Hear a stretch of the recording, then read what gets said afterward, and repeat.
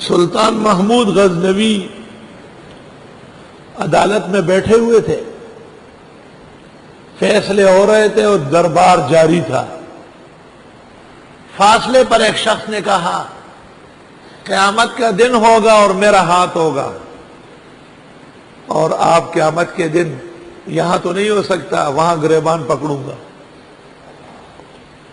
سلطان نے کہا جو کچھ لینا ہو یہاں لے لو، قیامت کا دن بہت تکلیف کا ہوگا، وہاں کیوں تنگ کرو گے؟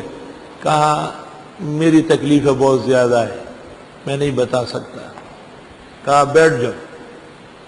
جب سب لوگ گزر گئے، نکلو بھائی باہر، آ جاؤ، کیا بات ہے؟ اس نے کہا آپ کی سلطنت کا ایک موٹا تازہ آدمی مہینے میں ایک آدھ دفعہ میرے گھر آتا ہے اور مجھے باہر نکال لیتا ہے اور ساری رات میری بیوی کی عزت لوٹتا ہے۔ میں نے اس کی شکایت آپ کے تمام سلاطین و امراء کو کی، لیکن وہ بہت موٹا تازہ و توانا ہے، اس تک کوئی ہاتھ نہیں پہنچتا۔ سلطان نے کہا ٹھیک ہے، اب کہ جب وہ آ جائے تو آپ بغیر تاخیر کے میرے پیچھے آئے، جو بھی وقت اور گھڑی ہو ٹائم کو نہیں دیکھنا اور مجھے آگاہ کرنا۔ اور تمام عملے کو بلایا کہ اس شخص کو ہم نے اجازت دی کہ رات کے کسی وقت بھی میں جس حال میں بھی ہو بلانے آئے گا، تم لوگ مت روکنا۔ ٹھیک۔ اس شخص کو آہستہ سے کہا پھر بھی خطرہ ہے کہ کچھ دنوں کے بعد جب تم آؤ گے تو یہ رکاوٹ ڈالیں گے، تو آپ کو ایک کونا بتاتا ہوں، میں مکان کے اس طرف پلنگ پہ سوتا ہوں، یہ جو کونا ہے اس کو پتھر سے کوٹو، یہ کونا پیٹو، میں ہی باہر آؤں گا۔ ٹھیک ہے جی جاؤ۔ وہ چلا گیا۔ چند دن نہیں گزرے تھے کہ وہ اندوہناک واقعہ پیش آیا، اور وہ آدمی رات کو روتا پیٹتا بھاگا بھاگا آیا۔ محلے سرائے کے باہر جو چوبدار تھے انہوں نے کہا جا ملنگ کہیں کا، بادشاہ امیر المومنین دن بھر کا تھکا ہوا، ہم تو میں نہیں جانے دیں گے۔ وہ جب مایوس ہوا تو اس نے وہی کونا پیٹا۔ چند منٹ نہیں گزرے تھے کہ سلطان محمود تلوار ہاتھ میں لیے ہوئے اور گھوڑے پر سوار محل سے باہر آئے۔ اس کو کہا پیچھے بیٹھو، راستہ بتاؤ، بھگا کے لے گئے۔ باہر گھوڑا کھڑا کر کے سلطان محمود عجلت کے ساتھ اندر داخل ہوئے اور اس ظالم کو اسی بدفعل کے دوران گرفتار کیا، اور جیسے ہی نظر آیا سلطان نے اس کو پہلے کہا دیا گل کرو، جو چراغ جل رہا تھا بجھا دو، اور پھر اس کا سر تن سے جدا کر کے پھینک دیا، اور اس کو کہا کہ ایک گلاس پانی دے دو جلدی۔ اور سلطان نے اس کو مبارکباد دی، چلو آپ کا دشمن ہمیشہ ہمیشہ کے لیے ختم ہو گیا۔ جب سلطان جانے لگا تو اس شخص نے پوچھا ماں بدولت امیر المومنین، یہ دونوں باتیں حیران کن ہیں۔ ایک تو آتے ہی لوگ کہتے کہ روشنی بڑھاؤ، آپ نے کہا چراغ گل کر لو، یہ کیوں؟ فرمایا ظالم میرا سگا بھانجا تھا، کہیں میری بہن کا چہرہ میرے لیے عدل میں رکاوٹ نہ بنے۔ کہا آپ نے پانی بہت تیزی سے مانگا، فرمایا جب سے آپ کے چہرے پر آنسوؤں کی بارش دیکھی اس دن سے میں نے عہد کیا کہ جب تک میں اس مظلوم کے ساتھ ظلم کا بدلہ نہ لوں پانی نہیں پیوں گا۔ کتنے دن گزرے ہیں بتائیے، اس درمیان میں ایک قطرہ میں نے زبان پہ نہیں رکھا۔ وَإِذَا حَكَمْتُمْ بَيْنَ النَّاسِ، اور جب حکم بنو، فیصل بنو لوگوں کے، ان تحکموا بالعدل، فیصلہ کرو انصاف کے ساتھ۔ انصاف مشکل کام ہے، انصاف کے لیے بڑا سینہ، بڑی طاقت، بڑی غیرت، بڑا جذبہ درکار ہوتا ہے۔ رحمان بابا وہی کہ چاہتل دا انصاف پلاس کے در کا، نو پرد اسو اخپل خرب برابر کا۔ یہ انصاف تو نہیں ہے، بے انصافی ہے۔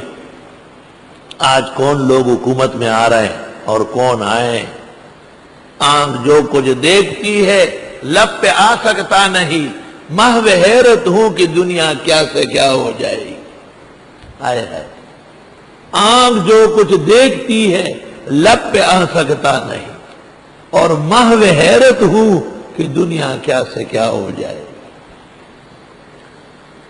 بے شک اللہ حکم دیتا ہے تمہیں کہ ادا کر لو امانتیں ان کے اہل کو. وَإِذَا حَكَمْتُمْ بَيْنَ النَّاسِ، اور جب فیصلہ کرنے لگو لوگوں میں، أَن تَحْكُمُوا بِالْعَدْلِ، فیصلہ کرو انصاف سے.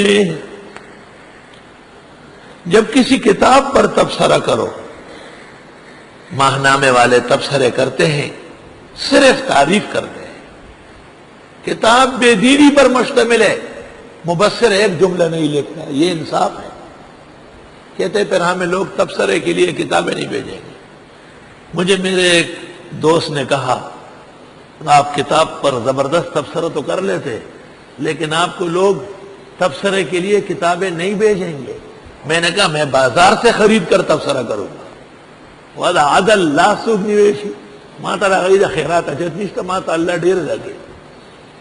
میں نے کہا میں بازار سے خرید کے اور اس کتاب کی خبر لوں گا جس نے مسلمان اور اسلام کے عقائد میں خلل ڈالا ہو، اور جس کو حق پسند ہو وہ ضرور کتابیں بھیج رہے ہیں. الاحسن 3 مہینے کا شائع ہوا، 3-4 کتابوں پر تبصرہ ہے. مولانا سمیع الحق کی زین المحافل شرح شمائل پر طویل تبصرہ ہے. 2 مسئلوں سے اختلاف کیا ہے، دلیل و برہان سے. قدر زر پر تبصرہ ہے. تفسیر شیخ الہند جدید چپی ہے لاہور سے، اس پر تبصرہ ہے. اور ہمارے ایک مخلص دوست فیصل آباد سے، انہوں نے تحفۃ المرحومین لکھا ہے، اس پر بھی کچھ تبصرہ آیا ہے. یہ انصاف سے بعید بات ہے کہ آپ ایک علم اور عالم پر گفتگو کرے، اختلاف کے باوجود ان کے مزایا اور مفاخر بیان کرے. کل جمعے میں میں نے جو تحریر پاکستان بھر کے فقہاء علماء کی متفق فتوی نکلی ہے اس کا تذکرہ کیا ہے، لیکن میں نے دوسرے طرف کے علماء جو ہمارے ہی بزرگ ہیں، بینکوں کے سرپرست، ان کا احترام، تقدس، زہد اور ورع آسمان کے ستاروں کی طرح منوایا ہے. مجلس الفقہاء میں نے یہ دونوں باتیں کہی کہ ایک بات یہ مشکل پیش آئی کہ وہ ہمارے بزرگ ہیں اور ان کی بزرگی برقرار رہے گی. دوسری بات یہ پیش آئے گی کہ لوگ آپ سے پوچھیں گے کہ تم بڑے ہو یا وہ. اگر تم نے اس وقت کہا کہ وہ، تو تحریر ختم ہو جائے گی، فتوے کی بے عزتی ہو جائے. آپ کہے کہ اس مسئلے میں ان سے سہوا ہو رہا ہے، وہ فقہی لغزش کے شکار ہے.